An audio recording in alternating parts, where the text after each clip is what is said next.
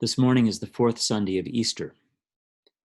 And if you've been wondering why I have been hinting about barns and hay and maybe even sheep a little bit on Facebook the last couple of days, it's because the fourth Sunday of Easter is always about Jesus, the Good Shepherd. This Sunday's gospel reading will be one of the several places where Jesus refers to himself that way, and the other readings tie into that as well. I thought it would be fun to illustrate the Good Shepherd image with some imagery, with some photographs, and that's why we have this beautiful background of Salisbury Cathedral in England with the sheep meadow in the foreground.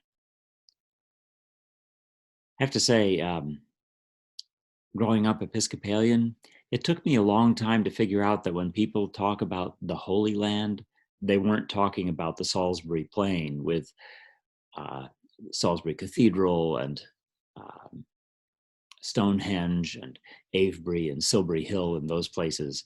I figured that was the Holy Land until I finally, caught on that Jerusalem and Bethlehem and Nazareth and the Sea of Galilee are the places that people are referring to when they talk about the Holy Land. Anyway, I thought it would be fun to have some pictures, and I found this beautiful one of Salisbury Cathedral, and we have a little bit of art at church that we can throw in as well.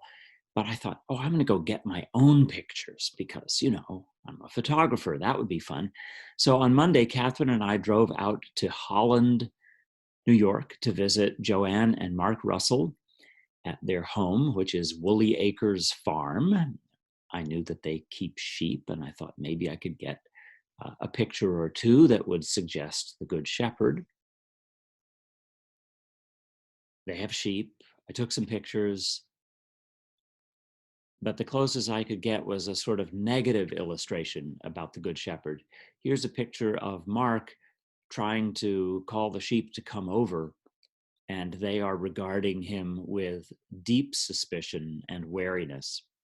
What you can't see, of course, in the picture, he might be a great shepherd, but what you can't see is lurking over his shoulder is this crazy city slicker with a big camera.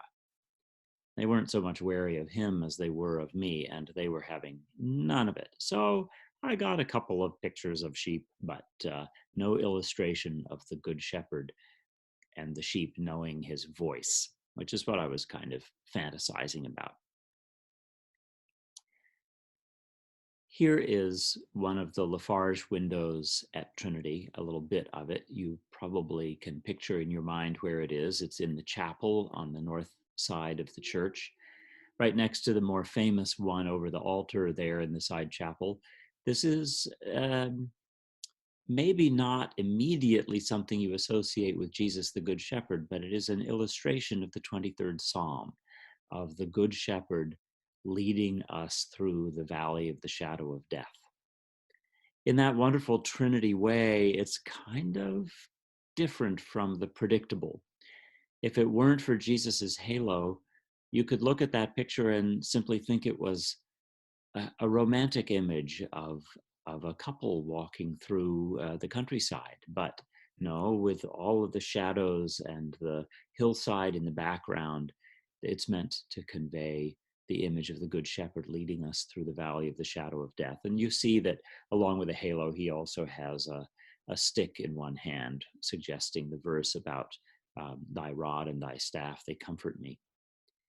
So let's sing the 23rd Psalm. This is a version of it that uses inclusive language, and it starts with such perfect love my shepherd shows, rather than the king of love my shepherd is, but it is that same familiar, beautiful hymn tune, St. Columba.